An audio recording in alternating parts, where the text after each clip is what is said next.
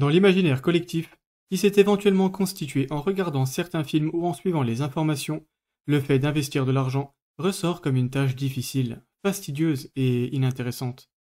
Pourtant, certains outils accessibles à tous nous permettent de transformer le difficile en enfantin, le fastidieux en rapide et l'inintéressant en passionnant. Passionnant, oui. Le mot peut sembler être un peu fort quand on parle d'investissement, et effectivement, acheter des actions ou investir en immobilier n'est certainement pas l'activité la plus fun qui existe.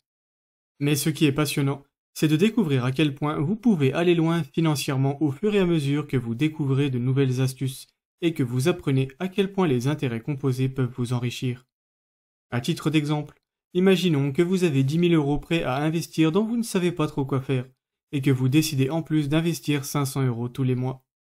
En utilisant l'ETF World, donc en investissant dans 1500 énormes entreprises mondiales, et en imaginant que vous profitez de son rendement historique de 10,54% annuel, eh bien vous aurez 488 945 € dans 20 ans, 1 502 045 € dans 30 ans, et 4 395 391 € dans 40 ans.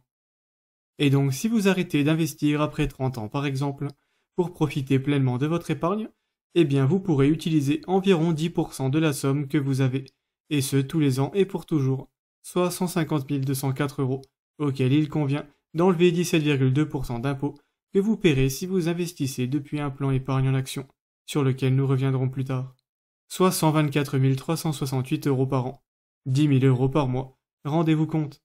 10 000 € par mois et pour toujours, sans être dépendant de la fameuse retraite de l'État dont on n'est pas sûr de la toucher un jour, comme vous avez sans doute déjà entendu dire. Bref, il faut donc investir pour en arriver là, et il reste à savoir comment faire. De laisser votre banque actuelle tout gérer peut être tentant, mais les résultats qu'ils vous obtiendront seront loin de ceux que je vous laissais entrevoir, principalement parce qu'ils vous factureront des frais très gourmands, et aussi parce qu'ils ne pourront pas s'adapter parfaitement à votre tolérance au risque. La tolérance au risque d'ailleurs, parlons-en rapidement. Imaginons que vous ayez 100 000 € prêts à investir. Certaines personnes préféreront tout garder au chaud sur leur compte courant ou des livrets sécurisés pour ne pas avoir le moindre risque. Mais ces personnes perdront en fait 2 ou 3% de leur pouvoir d'achat tous les ans à cause de l'inflation. De plus, il est parfaitement inutile de laisser traîner autant d'argent si vous n'en avez pas le besoin dans un avenir proche, et quasiment rien ne peut justifier de garder autant d'argent à disposition immédiate. Il y a l'exemple inverse.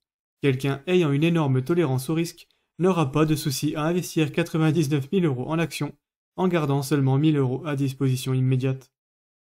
De faire une telle chose vous octroie sur le papier un des meilleurs rendements possibles.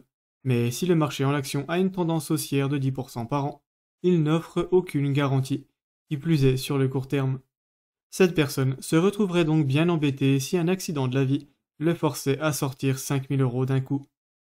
Déjà parce qu'il aurait payé des frais d'achat pour ses actions pour rien, mais aussi parce qu'il serait bien dommage de devoir les vendre alors que le marché est à la baisse, car tous les marchés baissiers ont inévitablement rebondi après un certain temps.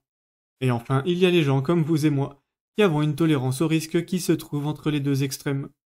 La règle en général est de garder une épargne de précaution de 3 à 6 mois de dépenses courantes, donc dans les 5 000 € pour simplifier, et d'investir le reste. Mais où faut-il donc les investir? Question très importante, mais ce n'est pas le but de cette vidéo et je l'ai déjà expliqué de façon très claire et concise dans celle traitant de la diversification qui viendra très bien complémenter celle-ci. Le lien apparaît en haut et sera aussi en description. C'est d'ailleurs une des 4 raisons qui font que de gérer vos investissements vous-même est la meilleure idée.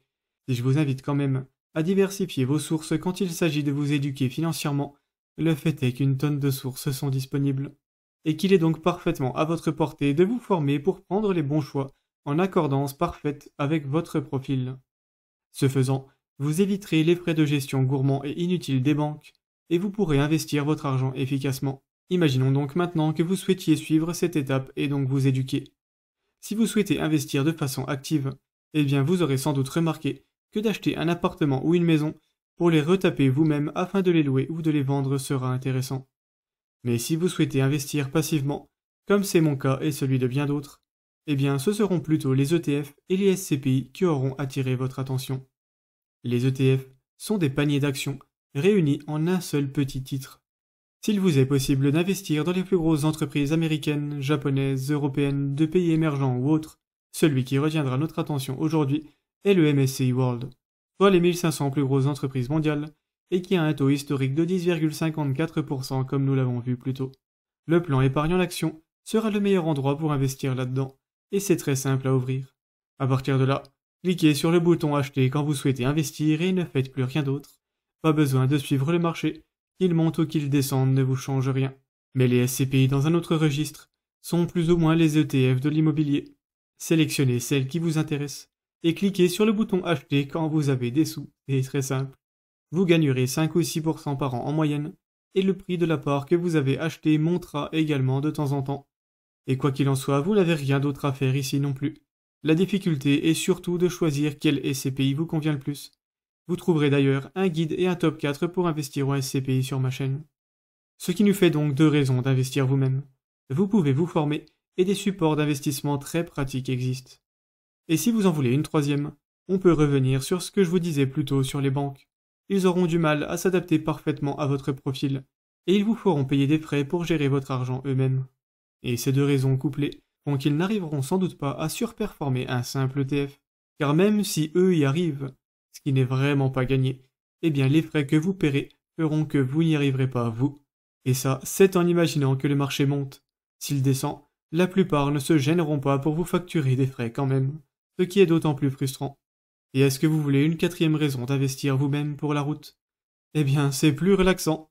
Vous êtes éduqué et vous savez dans quoi vous investissez. Et de plus, vous investissez sur un support qui est adapté à votre profil.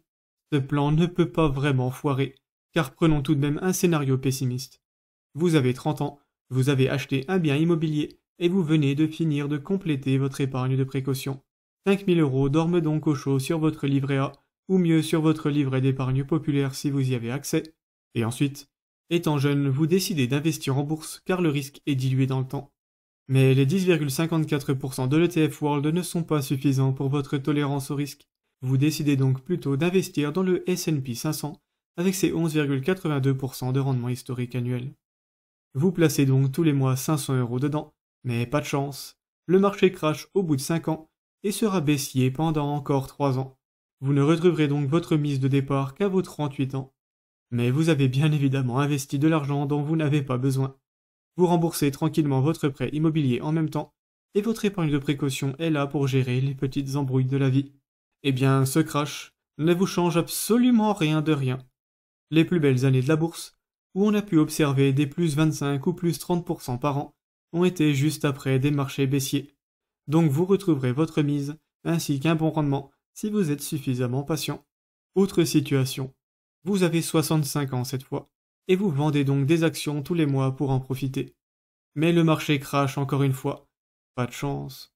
Eh bien, vous n'allez pas devoir vendre vos actions au pire moment, car vous avez bien entendu diversifié vos investissements. D'ailleurs, à cet âge-là, on cherche plus la sécurité que le rendement à tout prix. Vous avez donc une belle somme sur votre livret A ou LEP. Dépensez donc ça pour l'instant. Et si vous en venez à bout et que le marché est toujours capricieux, eh bien vendez votre or, ainsi que quelques parts de SCPI peut-être. Et oui, investir, même en bourse, n'est pas si risqué. Et c'est certainement moins risqué que de ne rien garder de côté, ou que d'épargner uniquement sur des livrets d'épargne à 2%. Car ces placements sont sécurisés, oui, mais si vous investissez en bourse demain, pensez-vous vraiment que vous gagnerez moins de 2 petits pourcents par an après 20 ou 30 ans d'attente, alors que le rendement moyen observé depuis 100 ou 150 ans est de 10 ou 11%. Personnellement, j'en doute quand même vraiment beaucoup. Et si votre tolérance au risque est plutôt basse, eh bien investissez un peu moins en bourse et un peu plus ailleurs, comme dans le remboursement de votre prêt immobilier tout simplement, ou en SCPI. Mais à la vue des supports d'investissement qui existent maintenant, et de la simplicité que nous offre Internet pour nous éduquer, eh bien d'investir dans des livrets pendant toute une vie est un petit peu une aberration. Et vous, voyez-vous d'autres raisons de gérer vos investissements vous-même? Parlez-en en commentaire. En tout cas, ça sera tout pour moi aujourd'hui. Je vous invite à aimer la vidéo si elle vous a été utile, et à vous abonner à la chaîne si mon contenu vous plaît. Ciao!